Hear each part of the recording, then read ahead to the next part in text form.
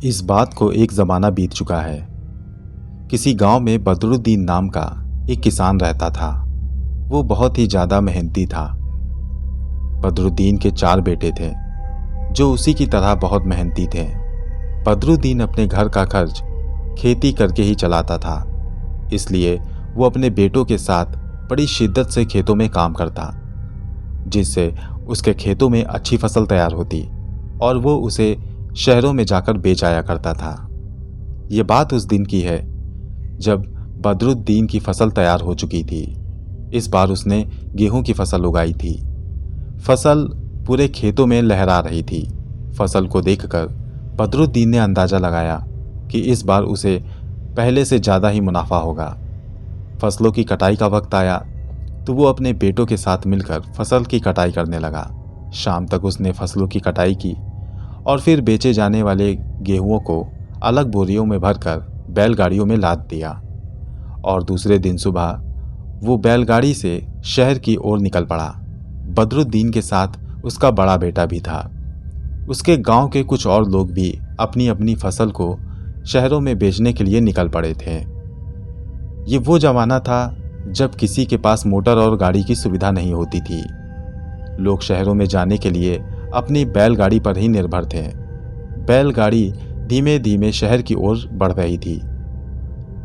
उस दौर में सड़कें भी इतनी पक्की नहीं हुआ करती थीं, इसलिए 2 दिन का सफ़र 4 दिन में पूरा होता था। बदरुद्दीन अपने गांव वालों के साथ बैलगाड़ी पर सवार शहर की ओर चलता चला जा रहा था। कच्चे पक्के रास्तों को पार करते हुए वो किसी तरीके से अपने गांव से काफ़ी दूर निकल आया। सूरज डूबने वाला था। उसने सोचा कि वहीं रुककर वो आराम कर ले। उन लोगों ने एक जगह का चयन किया और वहां पर अपनी अपनी बैलगाड़ियां रोक दी और अपने अपने साथ लाए हुए बिस्तरों को, चारपाइयों को अपनी अपनी चुनी हुई जगह पर डाल दिया। कुछ लोगों ने ईंटों के चूल्हे बनाए और कुछ लोग जो घर से खाना लेकर आए थे वो निकाल कर खाने लगे। बदरुद्दीन भी ईंटों के चूल्हे बनाकर वहां पर रोटियां सेकने लगा। थोड़ी देर में उसका बेटा भी आ गया तो वो उनसे रोटियां लेकर खुद सेकने लगा। बदरुद्दीन अब उठकर एक दरख्त के नीचे बैठ गया। दरख्त के नीचे काफ़ी ठंडी हवा आ रही थी। बदरुद्दीन की आदत तम्बाकू खाने की थी। उसने अपनी जेब से तम्बाकू निकाली और अपने हाथों में रख कर उसे रगड़ने लगा और फिर उसने तम्बाकू खा ली। कुछ देर सोचों के समुंदर में डूबे रहने के बाद उसने तम्बाकू को वहीं पर थूक दिया और फिर उठकर चारपाई के पास चला गया जहां पर बदरुद्दीन बैठा हुआ था। ठीक उसी के बगल में वहां पर एक शैतान जिन भी बैठा था जो आराम कर रहा था। जब बदरुद्दीन ने अपना तम्बाकू थूका तो वो सीधे उसी शैतान के ऊपर जा गिरा। शैतान को काफ़ी गुस्सा आई। उसने सोचा कि वो अब इसे मजा चखाएगा। ये सोचकर वो बदरुद्दीन के पास जाकर खड़ा हो गया। बदरुद्दीन का बेटा उसके लिए खाना लेकर आया। बदरुद्दीन मज़े से खाना खाने लगा। शैतान की नज़र बदरुद्दीन की बैलगाड़ी पर पड़ी तो वो उसकी बैलगाड़ी पर चढ़ गया और उसकी बोरी से गेहूं निकालकर खाने लगा। धीरे धीरे उसने उसकी एक बोरी खाली कर दी और फिर दूसरी बोरी पर नंबर लगाया। इस तरह से उसने 2 बोरियां खाली कर दी और फिर जाकर बदरुद्दीन के पास बैठ गया। इधर बदरुद्दीन भी डकार लेकर अपनी चारपाई पर लेट गया और देखते ही देखते उसे नींद आ गई। उस मैदान में लगभग सभी किसान सो चुके थे। अब शैतान के मन में शरारत सूझी। उसने बदरुद्दीन की चारपाई को उठाकर पलट दिया। बदरुद्दीन धड़ से ज़मीन पर गिर गया और फिर अचानक ही वो उठकर खड़ा हुआ। उसके खड़े होने से पहले ही शैतान ने उसकी चारपाई ज्यों की त्यों रख दी। बदरुद्दीन ने सोचा कि वो सपने में करवट लेकर नीचे गिर गया है, इसलिए वो वापस अपनी चारपाई पर जाकर लेट गया। शैतान फिर से बदरुद्दीन के पास जा पहुंचा। बदरुद्दीन की आंखें अभी खुली हुई थीं क्योंकि गिरने के कारण उसे थोड़ी चोट आई थी। वो थोड़ी देर आंख खोले यूं ही लेटा रहा। बदरुद्दीन ने फिर एक शरारत की। वो चुपचाप बैलगाड़ी पर चढ़ गया और वहाँ से गेहूं निकालकर वो ज़मीन में धीरे धीरे बिखेरने लगा। बदरुद्दीन के कानों में कुछ गिरने की आवाज़ आई। वो उठकर बैठा। उसने देखा कि उसकी गेहूं की बोरियों के अंदर थोड़ी बहुत हलचल हो रही थी। उसे लगा कि कोई जंगली जानवर उसकी बोरियों के अंदर घुस गया है, कोई बड़ा चूहा या कुछ और। ये सोचकर उसने एक लाठी उठाई और दबे पांव बैलगाड़ी के पास गया और पूरी ताकत लगाकर उस जगह पर दे मारा जहां पर हलचल हो रही थी। वो इस बात से अनजान था कि वहां पर एक शैतान जिन बैठा अपने एक हाथ को उस बोरी के अंदर डालकर गेहूं निकाल रहा था। उसे वहां पर कुछ दिखा तो नहीं, मगर वो लाठी शैतान को लग चुकी थी। शैतान इस बात से गुस्से में आ गया। उसने सोच लिया कि अब वो बदरुद्दीन को बर्बाद कर देगा। बदरुद्दीन ने ध्यान से देखा, वहां पर अब कोई जानवर नहीं था। बदरुद्दीन अंधेरे की वजह से वहां पर अपनी खाली बोरियों को नहीं देख पाया, इसलिए वो वापस जाकर अपनी चारपाई पर लेट गया और धीरे धीरे उसे फिर नींद आने लगी। इधर वो शैतान जिन चुपचाप बैलों के पास गया। उसने बैल की रस्सियां खोल दी और वहां से बैलों को बहुत दूर भगाकर ले गया। बदरुद्दीन इन सब बातों से अनजान ख्वाबों खरगोश के मजे लूट रहा था। धीरे धीरे रात बीती और सुबह हो गई। सुबह जब बदरुद्दीन की आंख खुली तो उसने देखा कि उसके बैल गायब थे। ये देखकर वो रोने और चीखने लगा। चारों ओर हलचल मच गई। उसके गांव के साथियों ने चारों ओर बैलों को खोजने की कोशिश की, मगर उसके बैल कहीं नहीं मिले। ये सोचा कि कोई चोर आकर बैल ले गया होगा। इसी बात को सोचकर उसने संतोष किया। किसी तरह उसकी गेहूं की फसल को सभी आपस में बांटकर अपनी अपनी बैलगाड़ियों में लादकर शहर तक ले गए। शहर पहुंचने के बाद बदरुद्दीन ने गेहूंों को बेचना शुरू किया, मगर शैतान ने यहाँ भी अपनी चाल चली और उसने बदरुद्दीन के ज़्यादातर गेहूंों को खराब कर दिया। उसके खराब पड़े गेहूंों को कोई भी लेने नहीं आया। बहुत ही कम गेहूंों की बिक्री हुई, जिससे मुनाफा हर बार से बहुत कम हुआ। बदरुद्दीन निराश मन से वापस गांव लौटा। गांव लौटकर उसने घर में सारी दास्तां बताई। सभी लोग दुखी हो गए थे, मगर करते भी तो क्या, उनके पास और कोई चारा नहीं था। बची कुची जमा पूंजी को इकट्ठा करके उन्होंने दूसरी फसल उगाई और फिर फसलों की कटाई की बारी आई। जब बदरुद्दीन ने अपनी फसलें काटी तब शैतान ने फिर अपनी चाल चली और बदरुद्दीन की फसलों में कीड़े लगा दिए।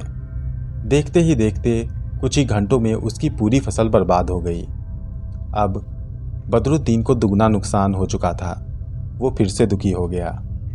खाने को लाले पड़ने लगे थे।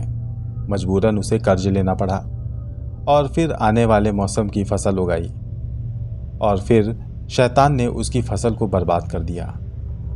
ऐसा कई बार हुआ। धीरे धीरे बदरुद्दीन कर्जदार होता चला गया और फिर उसकी हालत बहुत ख़राब हो गई।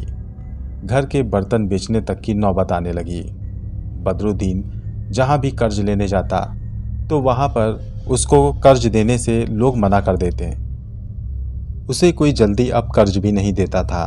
सबको लगता था कि इसकी फसलें अब बर्बाद होती जा रही हैं और किसी को भी उम्मीद नहीं थी कि इसका कोई कर्ज चुका भी पाएगा। इसलिए कोई भी बदरुद्दीन को कर्ज नहीं देता था। मजबूरी में बदरुद्दीन ने अपनी बीवी के कुछ बचे हुए जेवरों को गिरवी रखा, कुछ पैसे उधार लिए और उन्हीं से खेती करने के कुछ सामान लिए, बीज लिए और फिर खेती करने निकल पड़ा।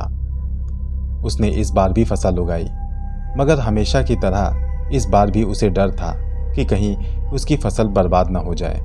इस बार फसल उगाने से पहले उसने मन ही मन दुआ करी और अपने खेतों में काम करने जुट पड़ा। दिन रात मेहनत करने के बाद उसकी फसल तैयार हुई। अब डर था कि कटाई के वक्त उसकी फसल कहीं बर्बाद ना हो जाए। वो यही सब उधेड़ बुन में लगा हुआ था और अपने घर पे बैठा इन्हीं सब बातों को सोच रहा था। जल्दी ही कटाई का वक्त भी आ गया। बदरुद्दीन अपनी फसलों की कटाई करने निकल पड़ा। कटाई करने से पहले उसने दुआ की कि हर बार की तरह उसकी फसल बर्बाद ना हो, और उसने कटाई करनी शुरू कर दी। कुछ देर के बाद वो शैतान जिन आकर उसी जगह पर खड़ा हो गया। वो बदरुद्दीन को मेहनत से काम करते हुए देखने लगा। उसने कहा कि अब मैं इसकी फसल को फिर बर्बाद करूंगा, इस बार तो ये भिखारी ही हो जाएगा। वो यही सब सोचकर वहां पर खड़ा हुआ था कि उसी वक्त उसी के खेत के करीब से एक बुजुर्ग का गुजरना हुआ। वो वहां से गुजरते हुए सभी को खेतों में काम करते देख रहे थे। वो जा कर के एक दरख्त के नीचे बैठ गए। वहां पर बैठकर वो सभी को देखने लगे कि तभी उनकी नज़र उस शैतान जिन पर पड़ी। वो बुजुर्ग उस शैतान जिन को देख पा रहे थे। उन्होंने उसके मन की बात भी भांप ली। उन्होंने अपने झोले से एक हांडी निकाली, उसे अपने सामने रख दिया और फिर इशारे से उस शैतान जिन को अपनी ओर बुलाया। वो शैतान जिन बुजुर्ग को देखकर चौंक गया। सोचने लगा कि ये कोई ज़रूर पहुँचे हुए बुजुर्ग हैं जो उसे देख पा रहे हैं। वो शैतान जिन कुछ ही पल में उन बुजुर्ग के सामने जा खड़ा हुआ। कहने लगा, कहो क्या काम है? कुछ काम फंसा है जो मुझसे करवाना है? इस पर उन बुजुर्ग ने कहा, नहीं भाई, हम शैतानों से काम नहीं लेते, बस हम तो शवाब कमाते हैं। ये कुछ तुम्हारे लिए है, मैं तो खाऊंगा नहीं, सोचा खराब होने से अच्छा है तुम्हें दे दूं, लो खा लो। उस शैतान जिन ने उस हांडी में झांक कर देखा, उसमें गोश्त भरा हुआ था। गोश्त देखकर उसके मुंह में पानी आ गया। उसने कहा, ये सब मेरे लिए? बुजुर्ग ने कहा, हाँ, ले जाओ और खा लो। वो शैतान वहीं बैठकर उस गोश्त को खाने के लिए अपने हाथ उस हांडी में डालने लगा। उसके हाथ जैसे ही हांडी के अंदर पहुँचे, वो बड़ी तेज़ी से चीखा और चीखते हुए वो इधर से उधर बिदकने लगा और उसके साथ साथ वो हांडी भी इधर से उधर बिदकने लगी। ये सब तमाशा कुछ ही देर में सभी काम करने वाले किसान देखने लगे। धीरे धीरे सभी वहाँ पर इकट्ठा हो गए। देखने लगे कि एक हांडी बड़े पुरस्कार ढंग से इधर से उधर छिटक रही है। ये सब देखकर वो लोग भौचक्के हो गए और बुजुर्ग बैठे मुस्कुराते हुए सारा तमाशा देख रहे थे। वो जिन चिल्लाते चिल्लाते उन बुजुर्ग के कदमों में गिर गया। कहने लगा, मुझे इससे आज़ाद करिए, मुझे इसका दर्द सहन नहीं हो रहा, मुझे बहुत जलन हो रही है, मुझे इससे आज़ाद कर दीजिए। उन बुजुर्ग ने कहा, आज़ाद तो कर दूं, लेकिन तू फिर जाके किसी न किसी को सताएगा, इसीलिए अब तू इसी हांडी में रहे और किसी को भी अब तू सता नहीं पाएगा। ये कहकर बुजुर्ग ने मन ही मन कुछ पढ़ा और देखते ही देखते वो जिन उसी हांडी में कैद हो गया। बुजुर्ग ने उस हांडी के मुंह पे कपड़ा बांधा और उसे अपने झोले में रख लिया। उसको देखकर सभी लोग उसके कदमों में गिर गए। कहने लगे, बाबा, ये सब क्या चमत्कार था? उस पर वो बुजुर्ग बोले, ये कोई चमत्कार नहीं है, सब ऊपर वाले का कर्म है। ये एक शैतान जिन था जो यहाँ पर तुम लोगों को परेशान करने आया था और अब मैंने इसे कैद कर लिया है। अब तुम लोग आराम से अपना काम करो। ये कहकर वो बुजुर्ग वहाँ से चले गए।